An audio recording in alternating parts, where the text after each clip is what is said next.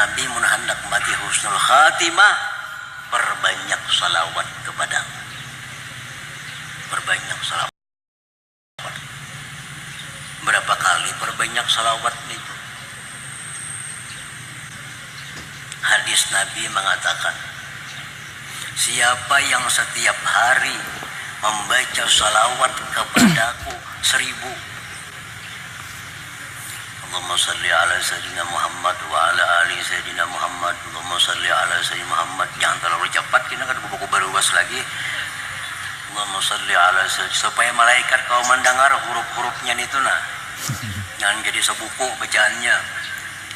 Allahumma salli ala Sayyidina Muhammad wa ala ali Sayyidina Muhammad 1000 kali. Namun dihitung lawan jam sejam, insya Allah tuntuk. Tiap hari Nabi membaca itu. Lam yamut hatta yara makanahu fil jannah. Dia tidak akan mati sebelum melihat tempatnya di dalam surga Allah Subhanahu wa ta'ala. Kada mati dulu, kada melihat surga maka cuma 1000 pang sehari tuh. Jangan 10 aja. 1000 maka. Tapi 1000 itu bakaridit kada masalah. Bisa habis zuhur 200, asar 200, maghrib 200, isya 200, 1000 juga seharinya.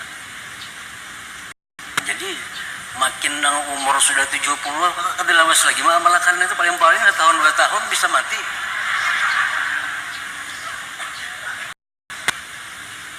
Umur sudah 70 kada lawas lagi malakan, umur 40 bisa masih lawas lagi malakan. Nang umur 70 lakas saja.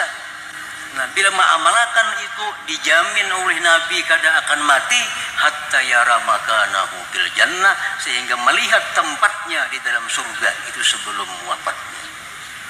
Nah, itu yang dimaksud Nabi siapa mati husnul khatimah. Nah, perbanyak salawat kepada aku. Mudah-mudahan Allah bukakan kita taufik hidayah supaya bisa bersalawat sebanyak itu. Masalahnya taufik hidayah aja belum ada kita nih. Waktunya ada aja, tenaganya ada aja, taufiknya belum datang lagi. Lalu kada terbaca, 3 jam tahan aja.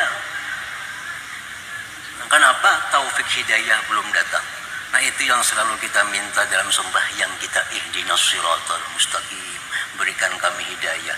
Hidayah ya Allah kepada jalan